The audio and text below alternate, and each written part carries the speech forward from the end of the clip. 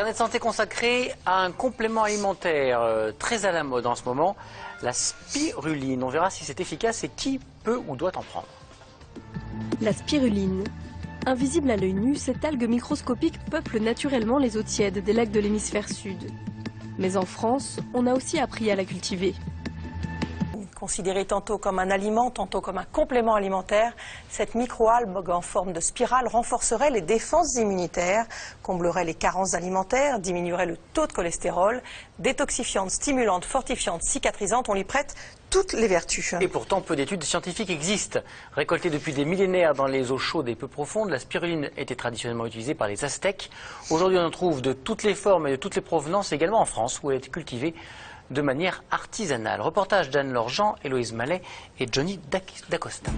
Comme beaucoup de sportifs, Sébastien est un habitué des compléments alimentaires. Cocktail vitaminé, guarana, hydrate de carbone, il a tout essayé avant de trouver son produit miracle.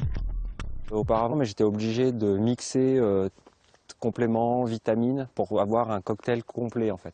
Alors que là, dans une petite boîte de 100 grammes, je retrouve l'ensemble des éléments indispensables au fait que je me sente bien, que je ne me blesse pas et que je sois en forme en permanence.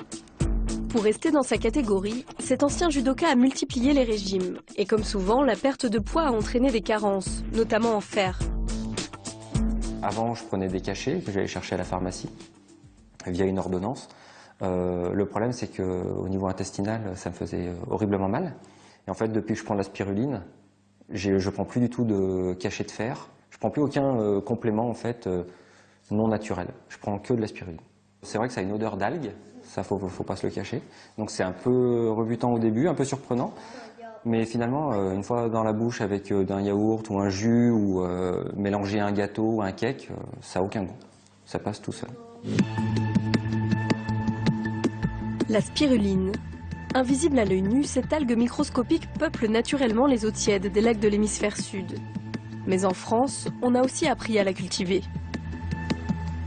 On la voit sous forme de poussière dans l'eau et chaque petit grain de poussière est une spiruline. La taille de la spiruline ici, c'est à peu près 0,05 mm de longueur, soit 50 microns. 50 microns, soit à peine le diamètre d'un cheveu, et pourtant, cette algue microscopique posséderait d'innombrables propriétés. Ça apporte toutes les vitamines, sauf la vitamine C. Ça contient énormément de protéines, les 2/3 de son poids sont faits de protéines, donc on a tous les acides aminés essentiels. On a des tas de minéraux et d'oligo-éléments avec une mention spéciale pour le fer. Et on a aussi, on peut mentionner sa richesse exceptionnelle en antioxydants. On estime que 1 kg de spiruline contient autant d'antioxydants qu'une tonne de fruits.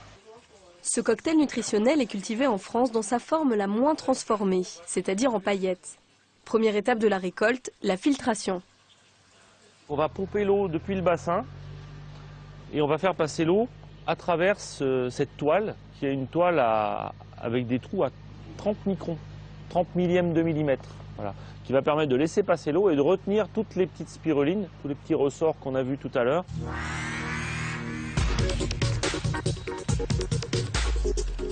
Une fois filtrée et égouttée, la spiruline forme une pâte fraîche semblable à du fromage blanc, la couleur en plus.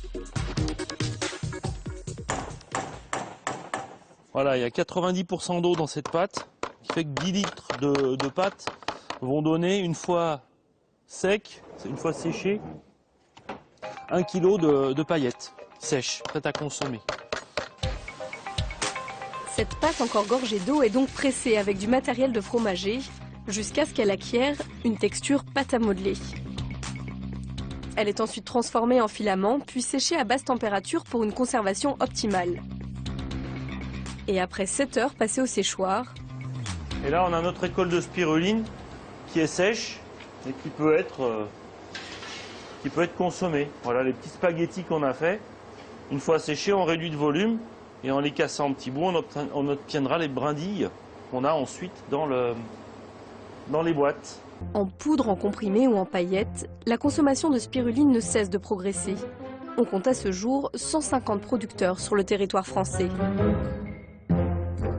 Juste une précision sur la spiruline, c'est utilisé en Afrique contre la malnutrition, où ça a des effets assez étonnants. Vous aviez fait un reportage moi pour j'ai nous fait il y un a quelques reportage années. au Burkina Faso où les effets pour la malnutrition des tout petits enfants étaient spectaculaires, vraiment. Et c'est effectivement très facilement transportable, c'est quand même assez extraordinaire.